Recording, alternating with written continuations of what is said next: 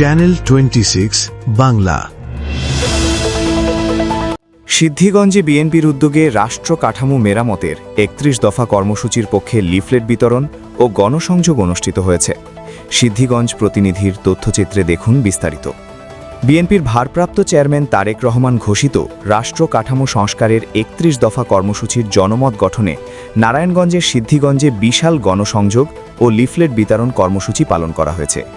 বিকেলে সিদ্ধিগঞ্জের ৬ নম্বর ওয়ার্ডে এই কর্মসূচি অনুষ্ঠিত হয়। কেন্দ্রীয় বিএনপির নির্বাহী কমিটির সদস্য আজহারুল ইসলাম মান্নানের দিক নির্দেশনায় কর্মসূচির নেতৃত্ব দেন বিএনপি নেতা রুহুল আমিন। আদমজী পুরাতন থানার সামনে জেলা বিএনপি কার্যালয় থেকে শুরু হওয়া মিছিলটি এসও রোড ও সুমিলপাড়া এলাকা প্রদক্ষিণ করে। এ সময় স্থানীয় ব্যবসায়ী ও সাধারণ মানুষের হাতে ৩১ দফার লিফলেট তুলে দেন নেতাকর্মীরা। গণসংযোগকালে রুহুল আমিন বলেন, জনগণের অধিকার ও গণতন্ত্র পুনরুদ্ধারে ৩১ দফা এখন গণদাবিতে পরিণত হয়েছে।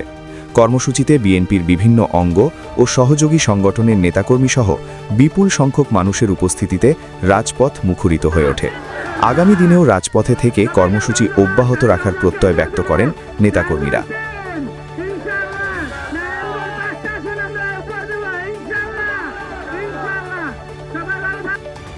চ্যানেল 26 বাংলা।